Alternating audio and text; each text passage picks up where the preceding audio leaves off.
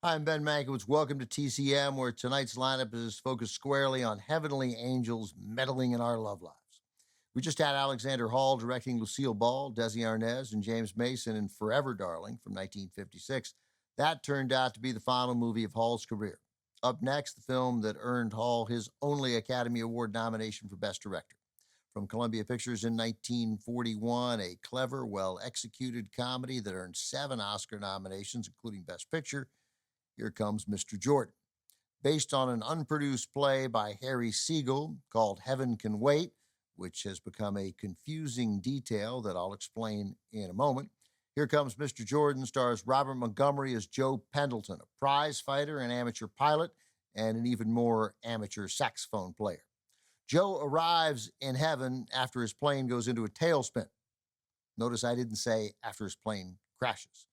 That's because Edward Everett Horton, as a soul-collecting angel who's new to the gig, takes Pendleton out of his body just before the crash because he didn't want to see him get hurt. The angel did not count on Pendleton's skill as a pilot. Turns out Joe Pendleton has arrived in heaven 50 years early. Now that's the setup, not the plot. When the error is uncovered, here comes Mr. Jordan. He's the angel's boss, not him. He's more of a successful angel who's like in upper management. Mr. Jordan is played by Claude Rains. If the plot to Here Comes Mr. Jordan sounds familiar, it's because the movie was remade wonderfully in 1978 by Warren Beatty as Heaven Can Wait, the original title of the unproduced play, and, to endless confusion, the name of a 1943 Ernst Lubitsch movie about a guy who thinks he's been mistakenly placed in the afterlife. In Warren Beatty's Heaven Can Wait, the remake of our film, he turned Joe Pendleton into a professional quarterback for the Rams instead of a boxer. Beatty, who co-directed the movie with Buck Henry and co-wrote the screenplay with Elaine May, only cast himself as Joe Pendleton after he couldn't convince his first choice, his pal, Muhammad Ali, to play the part.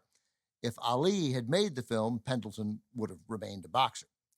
Now it's time for the film that started it all. From 1941, also with Evelyn Keyes, Rita Johnson, and James Gleason. Here Comes Mr. Jordan.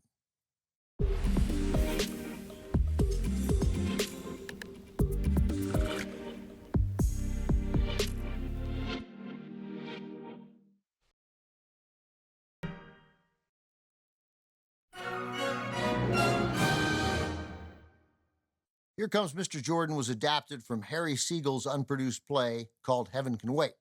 Ernst Lubitsch's 1943 comedy called Heaven Can Wait, starring Don Amici, was based on a different play about the afterlife. Lubitsch simply borrowed Siegel's title. Then, 35 years later, in 1978, producer, co-writer, co-director, and leading man Warren Beatty remade Here Comes Mr. Jordan. Beatty returned to the source title, Heaven Can Wait, nothing to do with Ernst Lubitsch's movie. Unbelievably, this gets even more confusing. The 1941 picture, Here Comes Mr. Jordan, inspired a sequel, a musical called Down to Earth from 1947. It starred Rita Hayworth and brought back Edward Everett Horton and James Gleason from Here Comes Mr. Jordan. Then in 2001, Chris Rock remade Mr. Jordan, or maybe he remade Warren Beatty's Heaven Can Wait, but he recycled the title from the musical sequel to Here Comes Mr. Jordan, Down to Earth. And what was the name of the play that Ernst Lubitsch adapted? Would you believe? Down to Earth. Well, you shouldn't, because that would be too much. It was called Birthday. Coming up, Cary Grant plays an angel helping a misguided bishop find his way back to his true path by shamelessly flirting with his wife. From 1947, The Bishop's Wife is next on TCM. Next on TCM, The Bishop's Wife, then Carousel, and later, I Married an Angel. TCM's the answer to your prayers tonight.